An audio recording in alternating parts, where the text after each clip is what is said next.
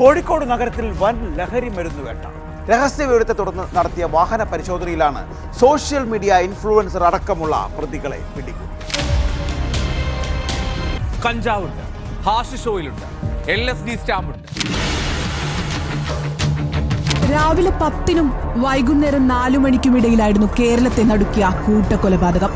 ആദ്യ ഇര ഉമ്മ ഷെമി.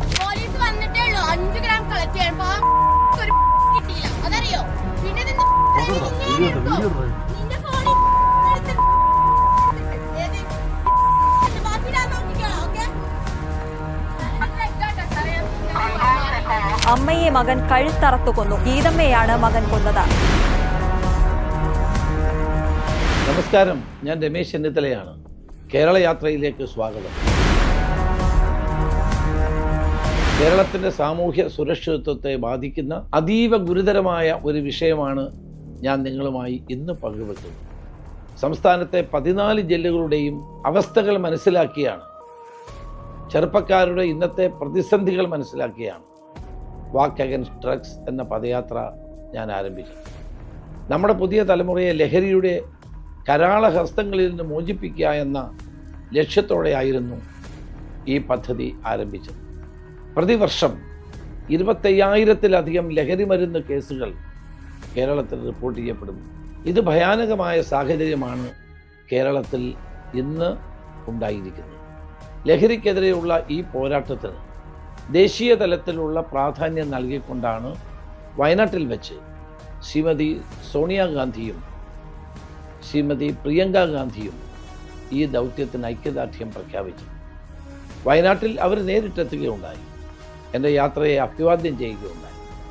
സോണിയാജി അപ്രതീക്ഷിതമായി വാക്ക് അഗൻസ്റ്റ് ഡ്രഗ്സ് എന്ന പരിപാടിയിൽ നേരിട്ടെത്തി എന്നുള്ളത് എനിക്ക് ഏറ്റവും സന്തോഷം നൽകിയ ഒരു കാര്യമായിരുന്നു. പ്രിയപ്പെട്ട രാജീവ്ജിയാണ് ഞാൻ അപ്പോൾ അവിടെ കണ്ടത്. ഭാരതത്തിൻ്റെ ഭാവിയെ തകർക്കുന്ന ഏത് വിപത്തുകളോടും വിട്ടുവീഴ്ചയില്ലാത്ത പോരാട്ടം വേണമെന്ന് അദ്ദേഹത്തിന് നിർബന്ധമായിരുന്നു. രാജീവ്ജി ഇന്ന് കൂടെ ഉണ്ടായിരുന്നെങ്കിൽ ഈ പോരാട്ടത്തെ ഏറ്റവും ഹൃദയത്തോടെ ചേർത്ത് പിടിക്കുമായിരുന്നു എന്നെനിക്ക് ഉറപ്പുണ്ട്. ആലപ്പുഴയിൽ ശ്രീ KC വേണുഗോപാലും സമാപന സമ്മേളനത്തിൽ ശ്രീ VD സതീശൻ ഈ പരിപാടിയിൽ പങ്കെടുക്കുകയുണ്ടായി. രാഹുൽ ഗാന്ധിയുടെ പൂർണ്ണമായ പിന്തുണ ഈ യാത്രയ്ക്കുണ്ടായിരുന്നു. കക്ഷി രാഷ്ട്രീയത്തിന് അതീതമായി കേരളത്തിൻ്റെ മുഖ്യമന്ത്രി ശ്രീ പിണറായി വിജയൻ എന്നെ അഭിനന്ദിച്ചു, മന്ത്രിമാരെന്നെ അഭിനന്ദിച്ചു.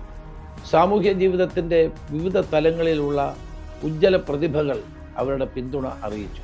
നമ്മുടെ മമ്മൂട്ടിയും അടൂർ ഗോപാലകൃഷ്ണനും നിരവധി സിനിമാ താരങ്ങളും ഈ മുന്നേറ്റത്തിന് പിന്തുണ നൽകിയത് ഇത് നാടിൻ്റെ നിലനിൽപ്പിന് വേണ്ടിയുള്ള പോരാട്ടമായതുകൊണ്ടാണ്.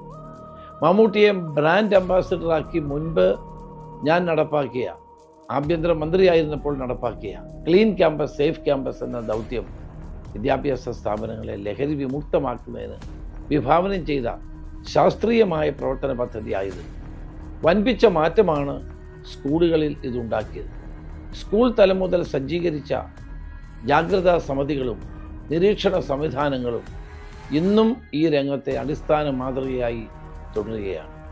ഇത് നമ്മൾ എല്ലാവരും ഐക്യത്തോടെ കൈകോർത്ത് പിടിച്ച് പോരാടി വിജയിക്കേണ്ട ഒരു യുദ്ധമായിട്ടാണ് ഞാൻ കണക്കാക്കുന്നത്.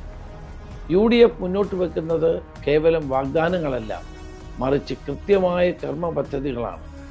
0 ഡ്രഗ്സ് സോൺ, വിദ്യാലയ പരിസരങ്ങളെ ലഹരി വിമുക്തമാക്കുന്ന സുരക്ഷാ കവചങ്ങളായി സംരക്ഷിക്കുന്ന കർശനമായ നിയമപാലന സംവിധാനം, പ്രത്യാശ കെയർ, ലഹരിയുടെ ചതിക്കുഴിയിൽ അകപ്പെട്ടു പോയ കുഞ്ഞുങ്ങളെ സ്നേഹത്തോടെയും സഹാനുഭൂതിയോടെയും ശാസ്ത്രീയമായ ചികിത്സയിലൂടെ ജീവിതത്തിലേക്ക് തിരികെ കൊണ്ടുവരാനുള്ള കരുതൽ കേന്ദ്രങ്ങൾ. നമുക്കൊന്നിച്ച് നമ്മുടെ മക്കളെ സംരക്ഷിക്കാം. ഇത് കോൺഗ്രസിൻ്റെ വാക്കാണ്, UDFൻ്റെ ഉറപ്പ്.